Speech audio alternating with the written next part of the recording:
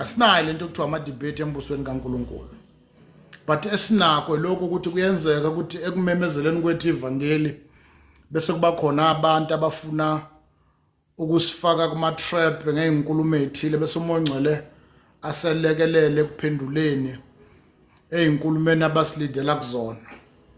But asinayo into okuthiwa abantwana bakaNkulunkulu bake banikeza ithuba noma i-platform kuthiwa akuyophikiswana kubanga umsindo ilo naloyo efuna ukuprove ipoint ukuthi I know better than labaya. Siqala ukuyibona ngane ukuthi niyohlala ema-pulpit ema-podcast niphikisana nabakwaShemba ama-Watchtower uLhanyana kubanga umsindo. Akusiyona imikhuba yethu enjalo. Ayikaze yabakhona ngey'khathi zabapostoli, akukho ne-event eyodwa la khona kwathiwa abapostoli babuthana bahlangana nabakhonza uBuddha nabakhonza iy'thixo zase-Efesu noma nabakhonza ilanga noma iy'nkanyezi kuthiwa bazopruvelana ukuthi obani abazi ngcono.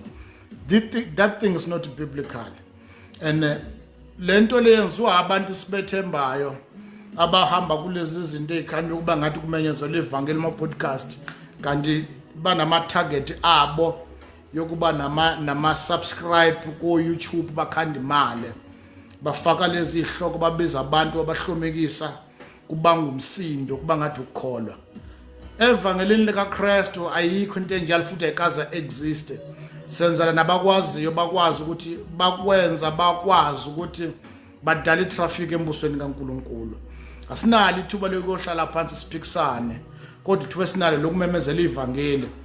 Bese lithi iBhayibheli ke umpostoli Peter uthi hlalane ningabalungile noma ningabalungele ukubaphendula bonke abanibuza ngethemba eninalo.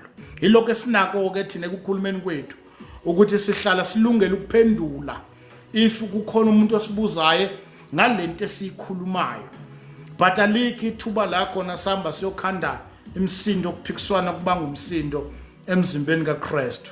So ke siqala ukuyibona kulezizukulwane sanamhlanje ngoba siphile esikhathini la khona everyone ufuna ukuprove ipoint ukuthi I know better than sibani bani. Wonke umuntu ufuna ukuvela kuma-podcast. Somewhere somehow lama podcast avulwa uSathane ukuzodala i-distraction in the body of Christ ngoba ulo nalo ufuna ukumemezela laphaya abanga umsindo. Engaba advisor ngakho abazalwane ukuthi ma ubona ukuthi kunesifundiso sasalayo vula iplatform noma sifundise us-upload rather than kuyohlala nabakwaShembe niphikisana ngezinja nemithetho ngayonke lento sizohamba emavesini asigunyazayo ukuthi we are not allowed ekuyohlala einkundleni sibanga umsindo nabantu abangakholwa. Incwadi yezaka ithi ungawakhuluma amazwi ahlakaniphile endlebeni zesiwula ngoba ziyokudelela ukuhlakanipha kwakho. So ke noma singathiwa siyohlala phansi sifuna ukuprove amapoint kumuntu ongakholwa akukho emandleni ethu. Uchapter 6 verse number 44 incwadi kaJohane uthi uJesu akekho ongakwazi ukuza kuye uma ubaba engamdonsanga, meaning ukuthi weza umuntu uJesu akukho emandleni akhe ukuphendula abantu kodwa ubaba onamandla ukuphendula abantu othumba ingqondo zabantu uma ivangeli lishunyayelwe bephenduka. So ukusindiswa kwabantu noma ngathiwa sichaza wonke amagama esiGreek nesebheru akukho emandleni ethu ukuthi abantu baphenduke. Okusinikezwe khona assignment esinikeziwe ukumemezela ivangeli kuphendukeni kwabantu kuncike kuNkulunkulu nakulowo muntu ivangeli elifinyelele kuyena. Now umpostoli Paul la ukhuza uTimotheo, by the way uTimotheo wayemncane ngalesi sikhathi wayelapha around 22 lapho nje ekuleyo minyaka early 20s, let me put in that way, early 20s wayezolida a local branch yase-Efesu. Emncane e-Efesu yolida abantu abadala. Ziningi izinto zazikhona e-Efesu, kwakhona nabantu abafundile e-Efesu, khona nabantu ababenemali, khona abantu abebadala kunaye kodwa yena ebizwe uNkulunkulu. So umpostoli Paul kwakumele emxwayisa ngalemsindo nababa yomchallenge kuyohlalwa esigxawini bese kuya debate bafuna ukuprove iscience ukuthi according to iscience ayikho lento okuthiwa uNkulunkulu, there is a power, there is a force that is moving whatsoever. Baqhaza iscience ukuthiwa ngokomthetho akekho uNkulunkulu wadala umuntu sonke siqhamuke endaweni ukuthi uthi umpostoli Paul wayikhuza itshela uTimotheo ukuthi uma uyodila nalezi zinto uyobhekana nokuphikisana ugcina ulingabaza izwi likaNkulunkulu. Siphila kulesi sikhathi namhlanje la khona kulidwa abazalwane abanalomqondo ukuprove amapoint ukuthi iscience angithi ngokolwazi lwenu kuthiwa kuhamba umhlaba. Yabona zonke lezi zinto ilezi zinto ezidala ama debate ukuthiwa actual akusilona izulu akusilona ilanga elihambayo kuhamba izulu. I mean to say kuhamba umhlaba. Kodwa lithi iBhayibheli ngalelelanga oJoshua impela kweIsrael ilwa uJoshua wamisilanga. Asinandaba ukuthi ama-scientist athini, asinandaba ukuthi osolwazi bathini, kodwa sibamba ukusho kukaNkulunkulu. Siyayigwema izinto ezidala ukuphikisana, ekhanda ama-debate. Kulesi sikhathi sanamhlanje la kwande khona ulwazi elidukisa abantu. Bantwana bakaNkulunkulu abaye kuyo-debate la khona boprove amapoint ukuthi actually ukuthi nokuthi kwenzeka ukuthi. 2 Timothy chapter 2 funa sixoxa ngendaba ama-debate ukuthi aziphele lezi zinto zama-podcast okuhlangana abazalwane negenga kwaShembe olhanyane obantu banama-watch tower obantu bayobanga umsindo ehlanganeni kwabantu abangakholwa. Yinini enisihlekisa ngezwe ngoba abanye abaya kulezo indawo abayilungisele njengokusho umpostoli Paul njengokusho umpostoli Peter athi hlalani ngabalungele ukubaphendula bonke abantu buza ngethemba elinani bafika bebhibhidla phambi kwabantu sibe inhlekisa phakathi kwabantu ngoba sifuna ukuprove amapoint. Asikwazi ukuliprove ipoint kodwa sikwazi ukukodwa simemezela uJesu elenge emthini wohlazo. Mhlambe sasingeke kuvukeni kwakhe asinazo izinto eziphathekayo kodwa thina uqobo lwethu luwufakazi. We don't need to prove a point sukuprovele sukulandela ama record esibhedlela azalwa kusona sithi na. But there's one thing that we know ukuthi eminyakeni eminingi eyadlula uJesu yena wazalwa.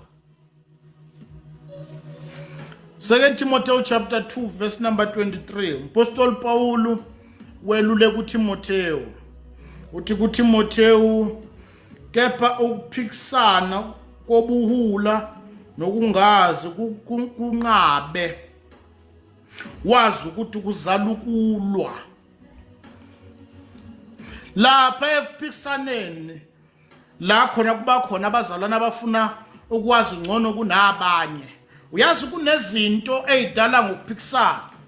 Usually I used to say kunabantu ababili in the New Testament, umpostoli Paul nompostoli John. Bobabili bakhe bathathwa bayiswa eparadise. Umpostoli Paul mayiswa eparadise uma ufunda 2 Corinthians chapter 12 umefika lapha wabona izinto kwathiwa kuyena lezi zinto ezibonile ungayikhuluma uma ufika emhlabeni.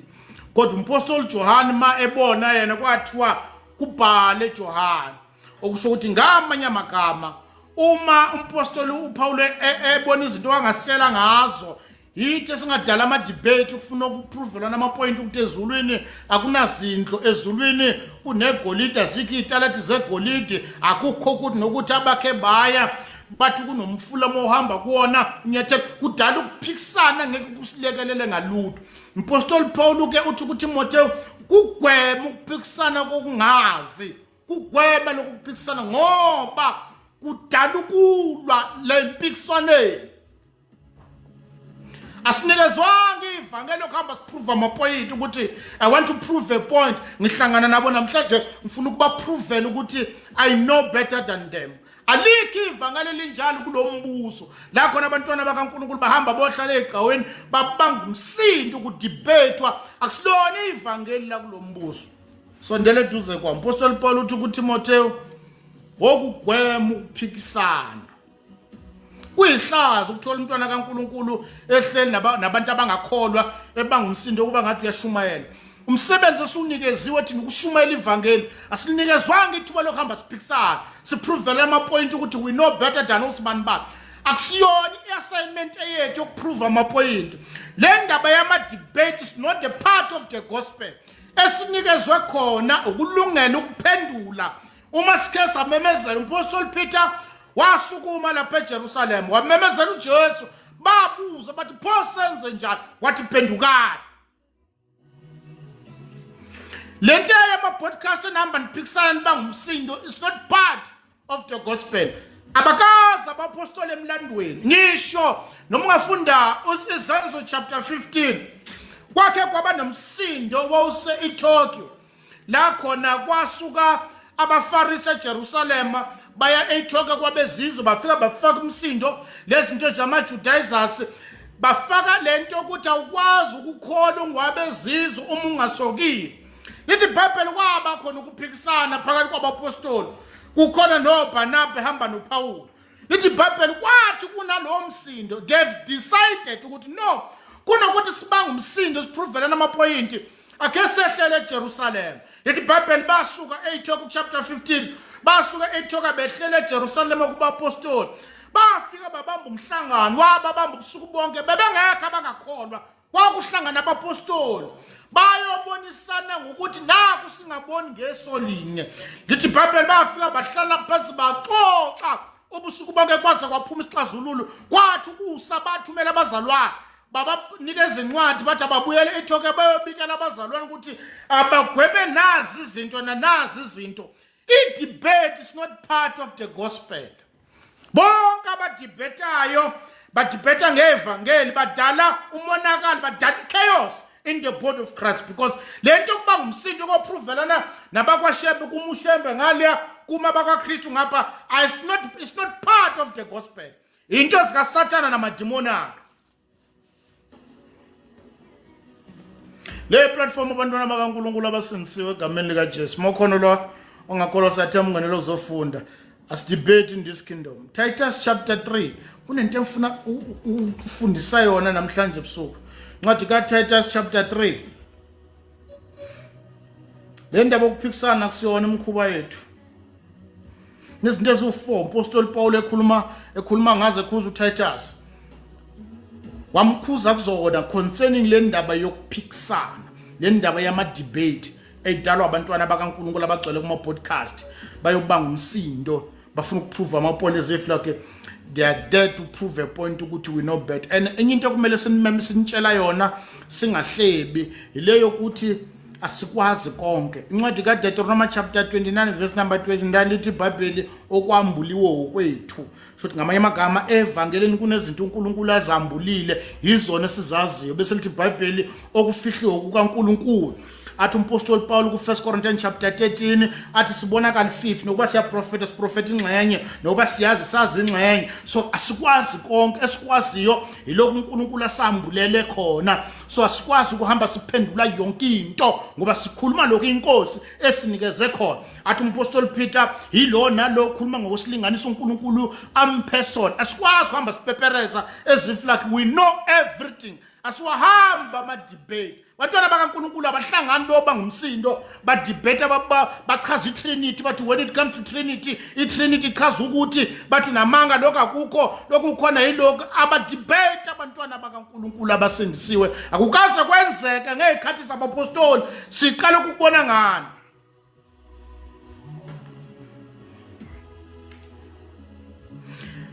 uTitus chapter 3 verse number 9 kunezinto eziwu4 Apostle Paul ekhuza etshela uTitus ukuthi uma wangakugwema lezinto zama debate noma zokuphikisana kunezinto ezenzakalayo ezidalwa yiloko.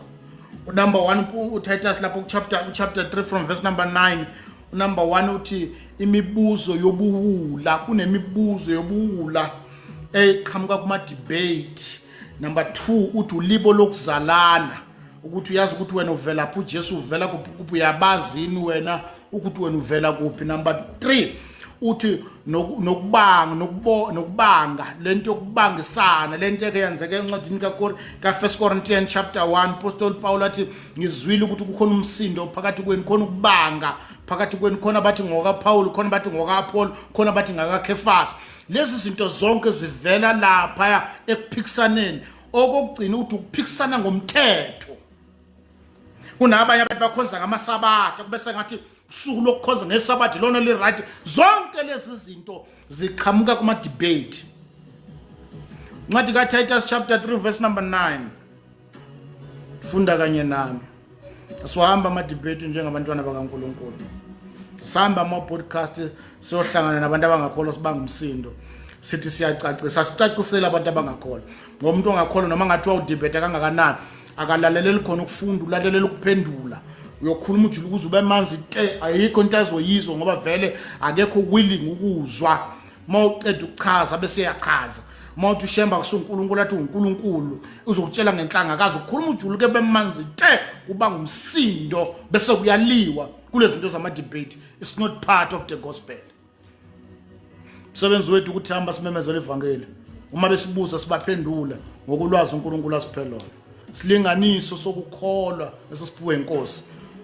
Verse number 9 Titus chapter 3 verse number 9 uthi kepha gwema imibuzo yobuwula.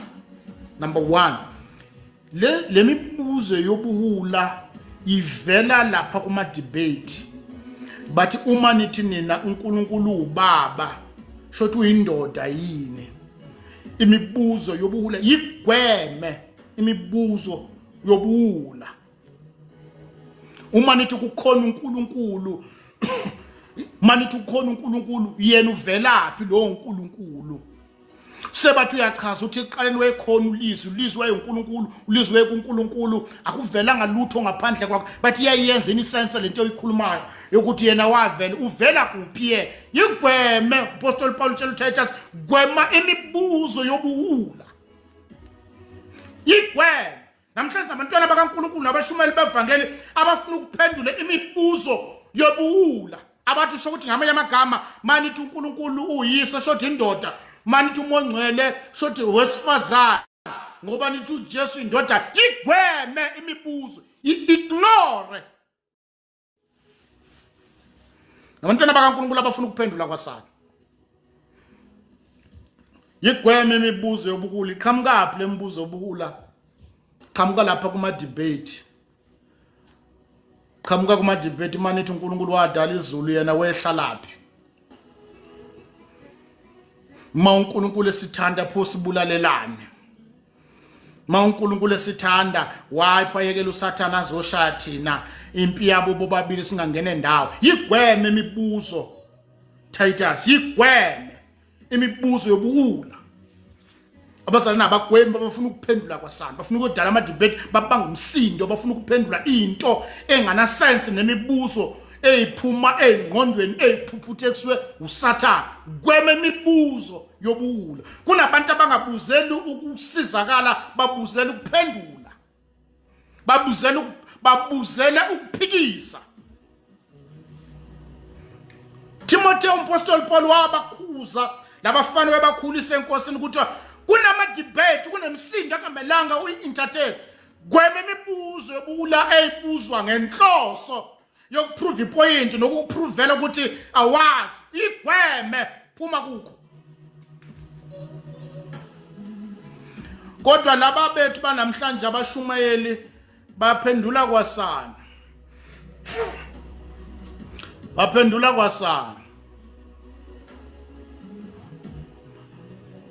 pendula kwasana.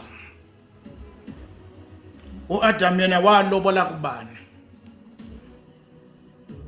Adam yena walobola kubani?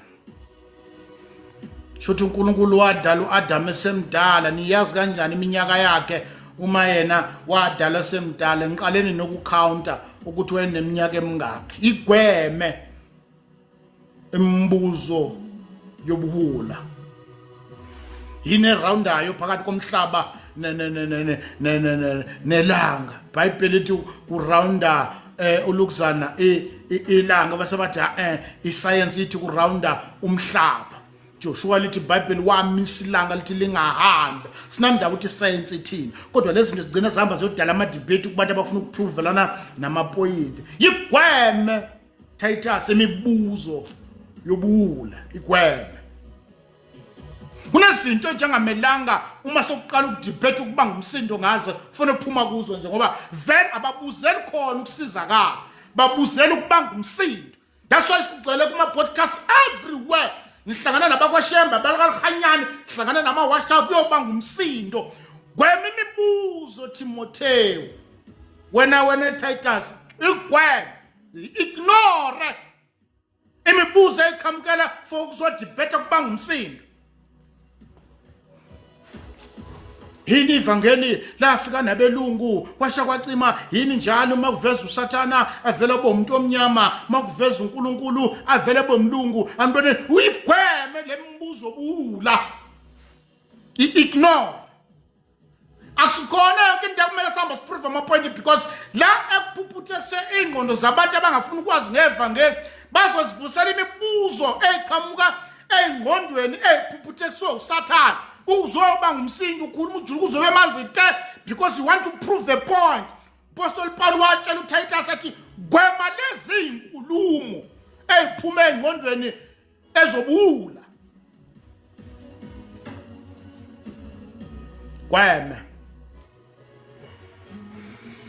bangamana bathi awunalo ulwazi kodwa batshela ukuthi mina usually uma umuntu engibuza umbuzo engathi angizwa kahle ngeke ukubuza aqala before ngikuphendule ngithi ubuza ngoba ungazi noma ubuza ngoba ufuna uprove point ukuthi wazi ngcono kunami so that ngiphendule into engiyaziyo ukuthi ma ukuthi uyazi asike idinga ukuthi ungiphendula ngoba ngisho isikhathi sangikuphendula kanti ufuna ukungiphikisa amanqedwe ukuphendula so ngicacisela ukuthi ubuza ngoba ungazi noma ubuza ngoba ufuna ukuphendula uma ngikubuza bese uyangicorrect bese ngibuza ukuthi pho ngibuzalana ngoba uyazi hayi bengifuna ukuzothi next time ungangibuza ongibuza uma ungazi ngoba uma ngizokuphendula bese ungiphikise means ufuna ukukhala idebate anginaso isikhathi sokudebate wayigwema inkulumo noma imibuzo yobula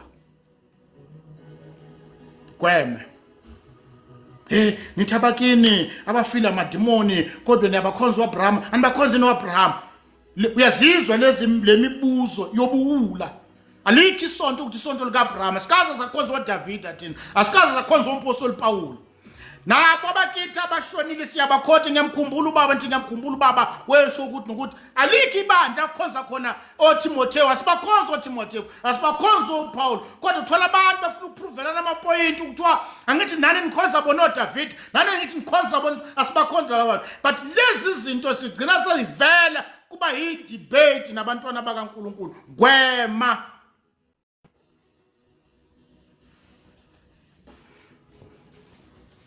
ngiyoza ngiyofa emathuneni angeke ngiye la khona ngiyobizelwa kuthiwa ngizodebate kuthiwa sicela ube khona kukhona abakwashembe sifuna uzoprove ipoint anginaso isikhathi sokudebate nabakwashembe ithuba nginale lokushumayela ivangeli ngichaza ukuthi ushembe umuntu angifuni ukuzwa impendulo yakho ngoba lento engiyikhuluma ukudebate usho ukuthi nawe awukho sure ngalento ekhuluma so angifuni ukukunikeza ithuba lokuthi ungichazele ukuthi khona into engcono ukudlula into engiyiphethe ngeke ngikunikeze ithuba lokuthi ngithi sengichazile ukuthi uJesu yena yedwa lilodwa igama esinikezwe lona emhlabeni ezulwini ngaphansi komhlaba bese mangiqede ngithi awuthi ngikunikeza ithuba nawe lokwenzani ngoba lento engiyikhuluma nginesiqiniseko salokho gwema lento okuphikisana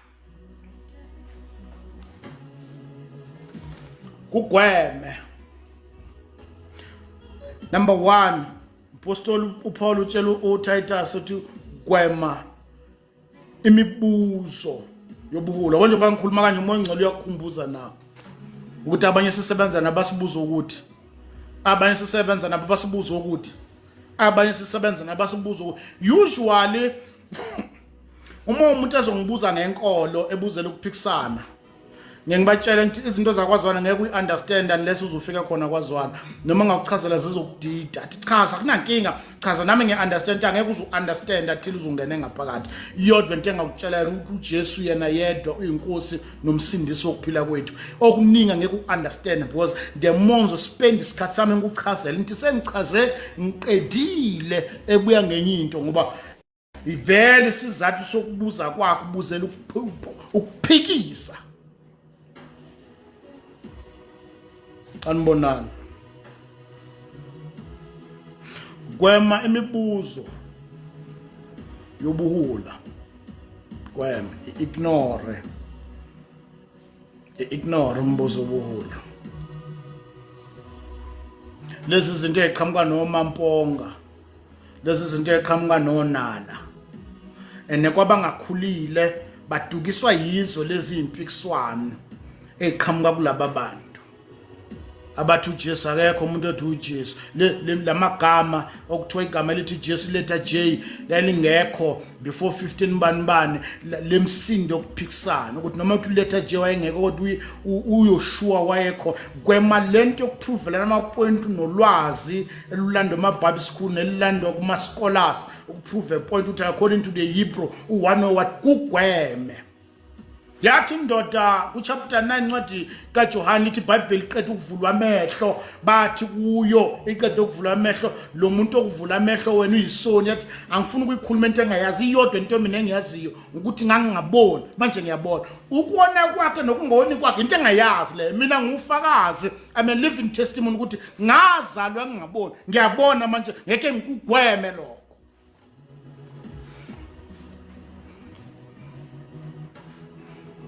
Titus kwema imibuzo yobuhula lezi zinto ezitholakala kuma debate abantwana bakaNkulunkulu bahlele kuma debate babanga umsindo angilithembi ikholo lihamba ama debate lo banga umsindo lihlangana nezinye izinkolo lifuna ukubanga umsindo shothi kukhona izinto engakaze efundiswe zona uma ufisa ukuya khona yo debate hamba uyoshumayela hayi kuyo debate lihlangana kubanga umsindo ukudebatewa ngoba kukhona ufuna ukuwina ukhetho lokuthi wazi ngcono akekho waziyo alasazi lutho sizwe inkosi sonke number 1 Titus kwema imibuzo yobuhula yazi uma ngifuna ukuyehlisa lemibuzo yobuhula uma ufuna ukunderstand umbuzo wobuhula mhlambe ngiyehlisa ngishisa phansi kakhulu ifana nokuthi ingane ukubuza umzali athi wemama ingane iqhamukapi because yona ingane kodwa lo mbuzo unobula phakathi kodwa ngoba ikhuluma ebunganini bayo sasigcina sitshela ukuthi ingane ilandwa ibhedlele ile mbuzo enjalo ubani wabhala iBhayibheli wayekuphi yena mhla kubhalwa iBhayibheli lo wathi eqaleni uNkulunkulu wadala izulu nomhlaba ubone kanjani ukuthi uNkulunkulu wadala lo wabhala kwema lezi zinto zokuphikisana a carnal man does not understand the things of the spirit ngeke uchazele ukuphikisana nomuntu ongakholwa osenyameni ufuna ukumqondisa izinto zombuso ngemsindo you will never win that debate ngoba kuloko kuphikisana uNkulunkulu akasona ingxenye yakhona kuloko kuphikisana uMongcwele akasona ingxenye yakhona asiliwini icala noma asibawinela abantu embusweni because we are proving the point siwina abantu embusweni uMongcwele eselekelele ukukhulumeni kwethu not emsindweni nasekuproveleni ama point it's not part of the gospel thina sifuna ithuba nje kulama debate ngathi ungafika uhlale phansi mabe debate abadebate abaqede bese usukume uthi bafethu ngicela ukusho amagama amabili umunye umlamuleli phakathi komuntu noNkulunkulu umuntu uKristu Jesu ivangeli lethu uma lifihlakele kwababhubhayo kodwa kithi lingamandla kaNkulunkulu asinamahloni ngevangeli lika Kristu ngomhlazana ebethelwa wakubethela kwahluleka kwami gwema ukuphikisana sabaphikisana baqedwe usukuma athi lilodwa ngifuna ukulimemezela wathi uJesu uzaneni kimi lithi iBhayibheli kwakunomkhosi wamadokotela eJerusalem lithi iBhayibheli kwathi sekuphelile badansile abadansayo batomoya badebate abafuna ukudebate wasukuma ngosuku lokugcina lithi iBhayibheli wathi ukhona yini omini eza kimi ephuza futhi uma wakhe waphuza kimi aphinde home asiphikisana asifuni ukudebate we are not here to prove a point asifuni ukucalculateela ukuthi according to biology ibiology la sifuna ukwazi ukuthi ibiology yakho ithi umuntu esifazane mena 40 akasakwazi ukuzala thina sikhonza uNkulunkulu ngaphezulu kwabiology okuthiwa uSara wakhulela engasayi nasesikhatini kodwa wakhulelwa gwema ukuphikisana kunezinto nathi sizazi sikhuluma imfihlakalweni ababusi balelizwe bangayazi ngoba kube bayayazi leyo mfihla ngabe uKristu abambethelanga gwema ukuphikisana ugwebo ukuthi kwenzeka kanjani uma umuntu angasesikhathini ekhulela akukho engenzeki kuye kwakhe kwasha wasingilosi itshela uMaria uma kuthiwa hey wena ufumana umusa kwesifazane uyokhulela uzalwe indodana uyiqamba igama uthi uJesu ngoba uyena oyosindisa abantu bakezonweni zayathi wathi uMaria hayibo nali ibhadi lami kanjani ngamazi umuntu wesifazane uthi umonce uthi ithi ingilosi kuMaria khululeka umoya kaNkuluNkulu uyokusibekela umoya ophezulu konke uyokusibekela once umoya kaNkuluNkulu uyokusibekela uyokwenza izinto okuthiwa zenzeke gwema ukuphikisana nokuprove amapoint ngoba ukwenza kukaNkuluNkulu imicabango yakhe izindlela zakhe ziphakeme nezethu ngeke sikuphuvela ngenyama ngengqondo yethu yenyama ukuthi uNkulunkulu usebenza kanjani gwema ukuphikisana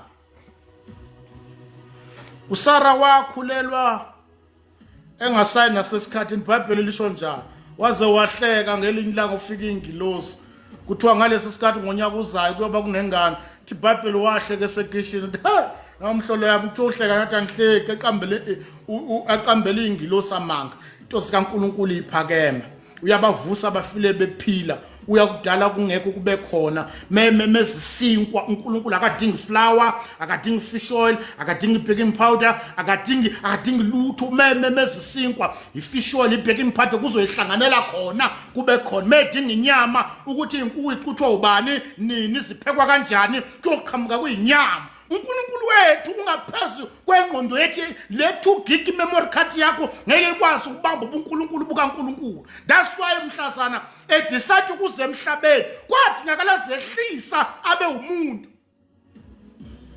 gwema imibuzo yobula gweme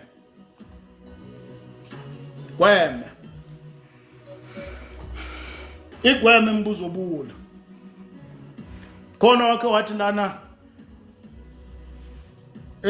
ulwandle olubomvu lela abantwana abakwaZisrayeli abawela kulona amanzi akhona alikho ulwandle olubomvu vela avuleka lapha amanzi abawela kona vela emancane kule lwandle olubomvu umhlaba wela ayifike emaqakaleni amanzi akhona uma studisha masebefuna ukufunda lama study abo kuthiwa uma studisha according to what history so whatsoever ngathi mina phela usothi kumnandi ngoba phela uma kuukuthi ngempela uMoses akalivulanga ulwandle olubomvu bawele emanzini efika emaqakaleni kodwa lamanzi efika emaqakaleni akwazi ukubulala impi yakafaro kusho uNkulunkulu unamandla amakhulu kakhulu ngoba noma ufuna ukuyiphika lokuvulwa kolwandle olubomvu ngenduku kodwa khona isimangaliso khona lapho kulamanzi afika emaqakaleni sibona uNkulunkulu ebulala impi yaseGibhithe kulamanzi afike emaqakaleni gwema ukuphikisana kungana sidingo ugwema wamtshela uPaul etshela uTitus athi ukugwema ukuphikisana bantwana bakaNkulunkulu sekuyisikhathi eside manje sekuyisikhathi esifanele ukuthi asiyigwemele ukuhamba ama podcast siyomemezela sifuna sobamba imihlangano nabantu abangakholwa because we want to prove a point sifuna ukunikezwa ama position ukuthi we know better than them asazi lutho uthi nokuba siyazi nokuba siyaphila nokuba siyahamba uJesu loyo yena oselekelelayo so sikwazi ukuyophikisana la kunomsindo khona kekho yena number 1 Titus gwema imibuzo yobula sifunda uTitus chapter 3 sifunda verse number 9 number 1 gwema imibuzo yobula number 2 nezindaba zolibo lokuzalana njengoba ushumela uJesu uthi wazalwa uDavid wazala bani wena uyazi ukuthi uzalwe ubani bani uyazi ukuthi wazala bani uyalazi ukuthi asingeni lezi zinto ukuthi ubani wazala akungisizi ngalutho ukuthi ikhehla lazala ukhehla elekhehla lazala ikhehla akungilekelele zigweme lezi zinto zabantu abafuna ukuhlanganisa izibongo namhlanje kunomsindo ukuthi uchiliza wazala uchiliza kulomndeni lo kuzalwa befundisi zibalekela leyo msindo ila kudala khona ukuphikisana kunama debate la khona kufuna ukulandeleleka amagama nolibozalo lokuthi ubani wazala bani ngokwelesi sibongo abakwasibani bazalwa ukuthi ayisebenza ulibo lokuzalana kulombuso akukhonzwa ngezibongo akukhonzwa ukuthi ubani uzalwa ubani sonke singene ngomusa Jesu loyo ulibo lokuzalana Maningabe emasontweni namhlanje bachaza imindeni. Uthi umndeni akwabani ubani wazala usibani esebenzi la. asifuna ukwazi ukuthi wena uzalwa ubani.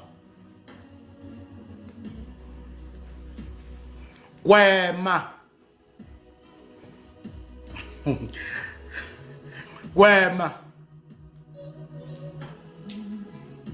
gwema ukuphikisana.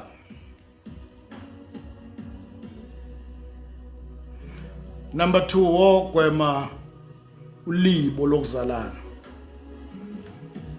That's why sasingekho isidingo kuba apostoli ukuthi basoloko bechaza ukuthi ubani wazala bani wazala bani. Namhlanje emabandleni kaKristu kume ngolibo lokuthi abakwazwana abantu abazalelwe ukukholweni. Akunayibongo lekukholwa into izibongo zakwazwana ngokwemlando ziyakholwa ayikho into enjalo. Gwema lezi zinto. Asimile ngezibongo la. Ulibo lokuzala abantu abakwaZulu bazalelwa kwabani bani. Thina ngokumlando wethu sizalelwa akusilekeleli ngalutho. Uthi umpostoli uPaul osho le statement athi uKristu wabhidlisa udonga olwalukhona phakathi kwethu noNkulunkulu. Nathi sasikude singabezizwe senziwa saba abahlanganyeli besethembiso sika Abraham ngenxa yegazi lika Jesu ukuthi bani uzalwa ubani wazalelwa kuphi ngokwesibongo. Gwema lezi zinto. Phuma endabeni yezibongo nokuthi bani uzalelwa kuphi ayisebenzi. Akasekho umJuda noma uGreek kwaba kuKristu Jesu. Asinawo amakhosa namaZulu amaTsonga namapedi abesutha abekho in this kingdom. Gwema ulibo lokuzalana. Phuma kulezi zinto. Ayisebenzi lento ukuthi kwaZulu kuyakholwa ayikho kwaZulu okukholwa la. AbaKwaZulu bayakwazi ushuma kunaba kwaZulu abenza ukuthi nokuthi la iphuma kulezi zinto zeyibongo. Gwema ulibo lokuzalana la khona kuchazwe izibongo.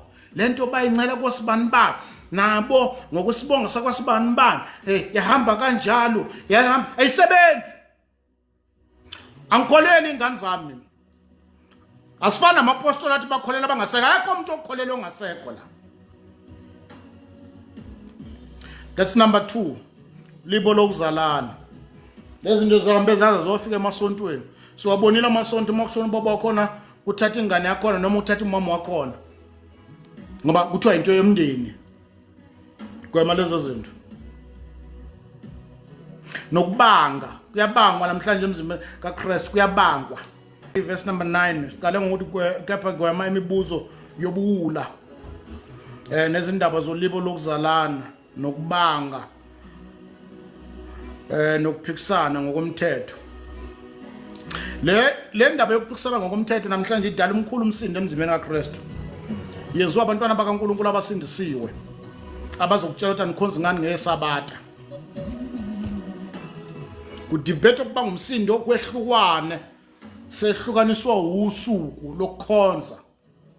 Idalwe namhlanje yaba isifundisa emzimbeni kaKristu mkhulu umonakalo mningi umsindo odalwe ngemthetho.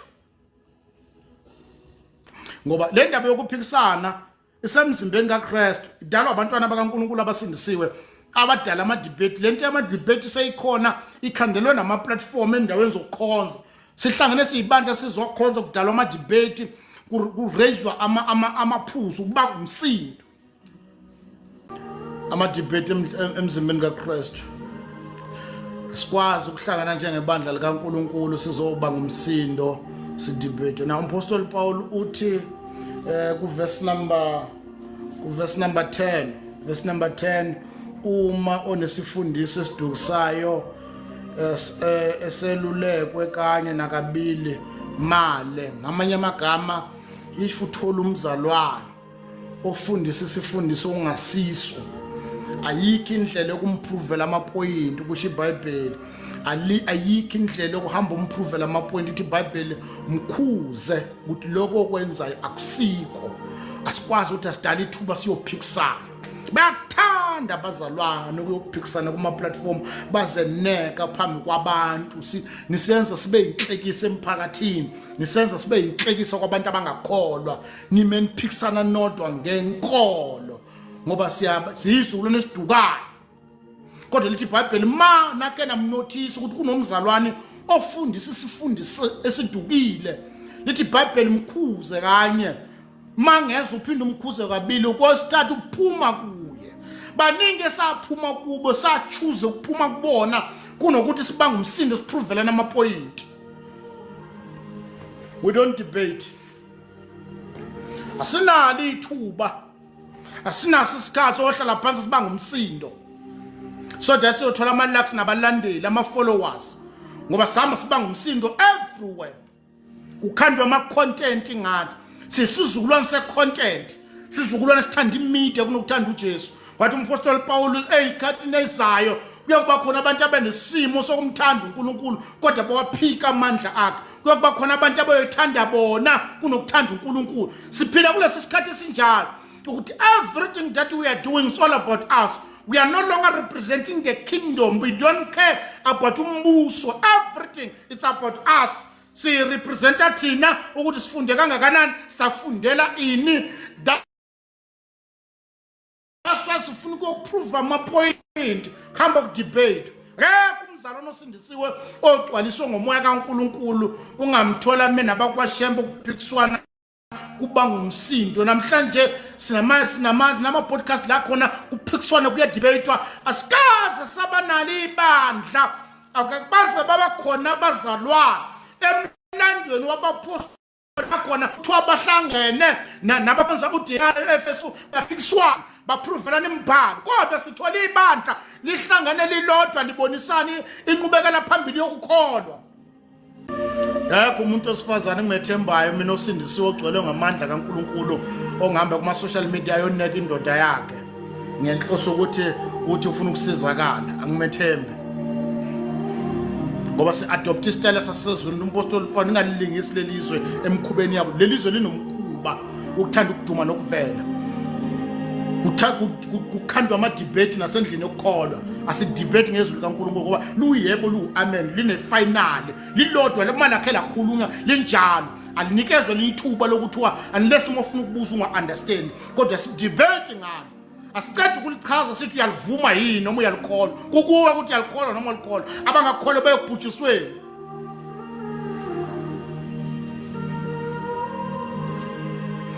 Siphila esikhathini esibi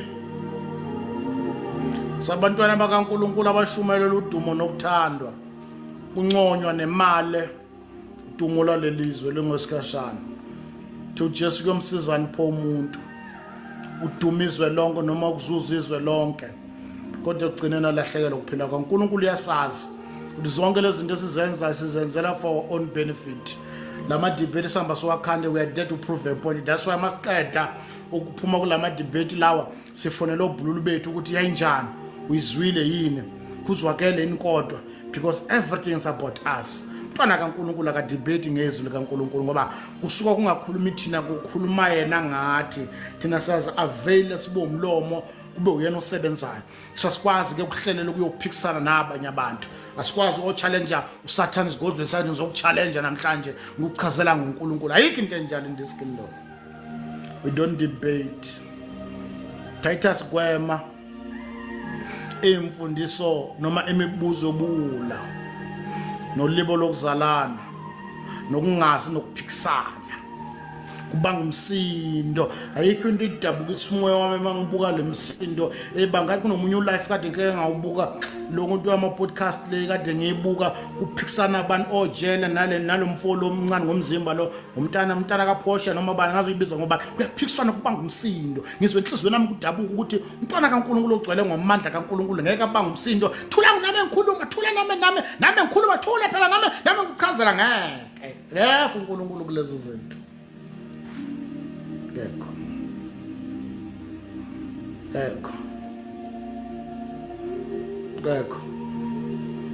I'm here to advise abantwana bakaNkulunkulu abasindisiwe sikugwema ukuphikisana nasemakhaya. Ngeke bakholisa ngenkani. Uma umuntu esechazile ngento yakhe umtshela libe lodwa igama ukuthi kodwa kukodwa ngifuna ukutshela khona uJesu yena yedwa uyinkosi nomsindisi sokuphila kwethu. Ayikho enye indlela eyezulwini ngaphandle kukaJesu. Ngeke umuntu omazi uNkulunkulu ngaphandle kukaJesu. Senikuchaze konke kodwa ngicela nikwazi lo ukuthi umunye umlamuleli phakathi komuntu noNkulunkulu umuntu uKristu Jesu. Asinayo umkhuba wokuphikisana. Apostle Paul mekhuluma nabantu laseKorinte, 1 Corinthians chapter 3 chapter 11. I think verse number 16. if I'm not mistaken, verse 15. 1 Corinthians chapter 11, verse number 15, if I'm not mistaken. Verse number 16. 1 Corinthians chapter 11, verse number 16. Uthi kepha uma umuntu efuna ukuphika inkane asinawo umkhubo onjalo thina namabandla kaNkuluNkulu kawanawo. Siyenzi lento yamaphika inkane ukukholisa abantu ngomsindo yokubayenza abakholwa ngenkani. Ngikuphindele verse number 16. 1 Corinthians chapter 11 verse number 16. Kepha uma umuntu efuna ukuphika inkani asinawo umkhuba onjalo thina la kuphikiswana kubanga umsindo ofethu. Sikamemezela uKristu, samemezela izinto zethu namasonto ethu. Bandla likaKristu sinama amaphika nkani kubanga umsindo kuthukwane ngoba they want to prove a point more kodwa ningakwenzi lokho athi ngimele ivangeli, umelanga ivangeli, umele isonto lakho, umele igama lakho, not the gospel.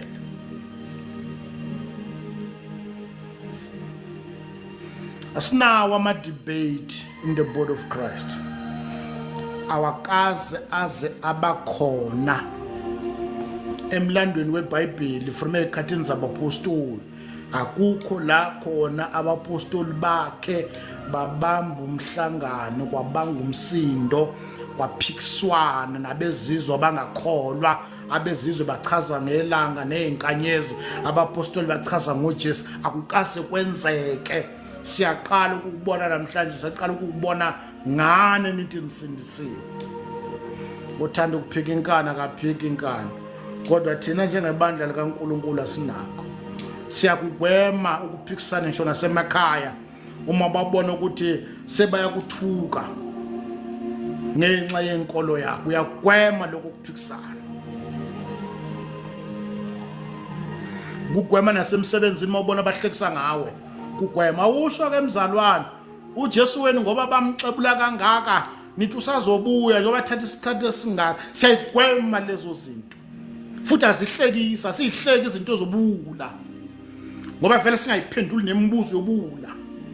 Uma waye uNkulunkulu uphofe kanjani, ubani ofile phakathi kwake? Nithi uJesu wahlala izinsuku ezintathu emathuneni, makungolwehlanu kumgqibela isonto 3 days lo. Segwema nemibuzo yobula ukuthi wangena ngolwehlanu noma wangena ngolwesine noma wangena ngolwesibili noma wangena ngolwesithathu. Esikwazi ukuthi khona wahlala izinsuku ezintathu njengokusho kwakhe. Athi njengoba kwayenzeka kuJona ehlele izinsuku ezintathu emathunjini omhlaba eginywe inhlanzi, nendodana yomuntu iyohlala kanjalo izinsuku ezintathu nobusuku obuthathu ethuneni. Ukuthi wangena ngolwesine noma ngolwesihlanu, we don't care. Noma wavuka ngesonto noma wavuka uMonday, we don't care. But there's the one thing that we know, ukuthi khona uJesu wayihlala izinsuku ezintathu nobusuku obuthathu ethuneni. Ukuthi ungena ngolwesihlanu noma ungena nini, asikandaba nalokho.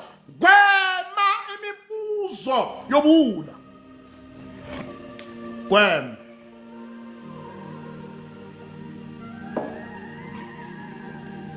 iBhayibheli watshela amaJuda eJerusalem athi bhidlizani leli tempele ngizolakha mina insuku ezintathu. iBhayibheli bazibhadi bathi leli tempele lisithatha u40 years ukulakha, wena uzothi uzolakha ngo3 days. Bese lithi iBhayibheli wayengakhulumi ngetempele, wayekhuluma ngokwakho umzimba.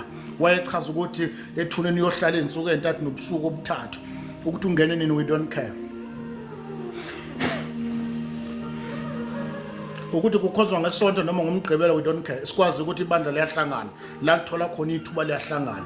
Wathi uJesu etshela umsifazane waseSamaria, umsifazane emkhomba intaba, athi nayi intaba esithandaza ko. Wathi uJesu, wena uNkulunkulu umoya, there is no specific place ukukhonjwa khona uNkulunkulu uhlala pha. Ukhonza pho simakade kwathi uthi wabatshela ukuthi asenayo indawo yokukhonzela, sinendawo sometimes yokuhlangana njengabazalwane ngoba ibandla yithi akusilona isonto. Gwema imfundiso zamadimoni nokuphikisana, kugweme nemibuzo yobula eyidala ukuphikisana.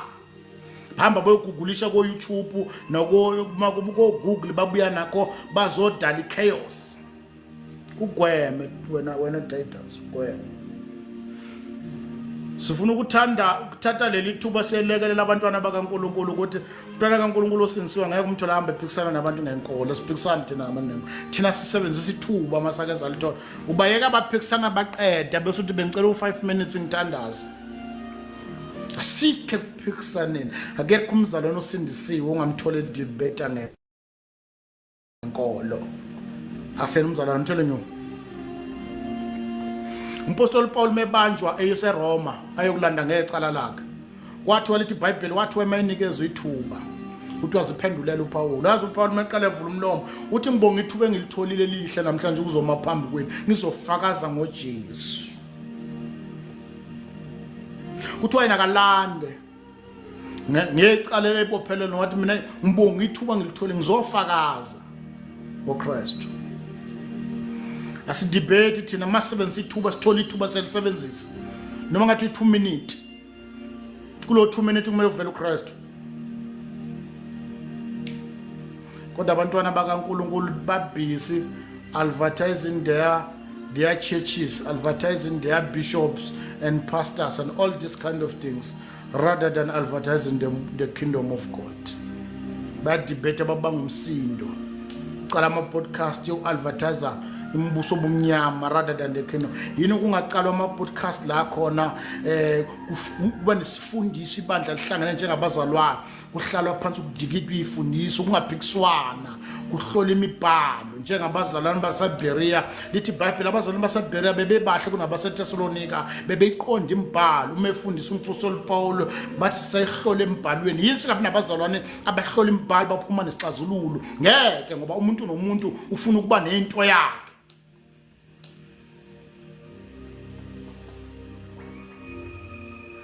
bandela kaNkulunkulu debate and I'm challenging everyone namhlanje ebusuku ukuthi makukhona eBhayibhelini la khona wakho wabona abapostoli ba challenger bayo debate nezinye izinkolo ongilekelele ebusuku they've never done that uma kwakwenzekile bangaboni ngesolinye abapostoli bebehamba bohlala phansi nabanye abapostoli badigida lolo daba. We don't debate because lapha ku debate khona uwinayo asiwini thina kuwina uKristu eniyodwa indlela yokuwina kuwinela abantu embusweni asiwini ngokukhuluma uyize amazwi ayize sikhuluma uhlonipha kwalelizwe okuyobhubha ngelinye ilanga kodwa thina sikhuluma uhlonipha uthi umpostoli Paul sikhuluma imfihlakalweni this thing yevangeli it's a mystery ngeke uyikhuluma ngengqondo yakhe yenyama. So that's why ngeke sihamba siyo debate ngoba uNkulunkulu yobengeke oba sikhuluma inyama yethu. We can't debate because the gospel is a mystery.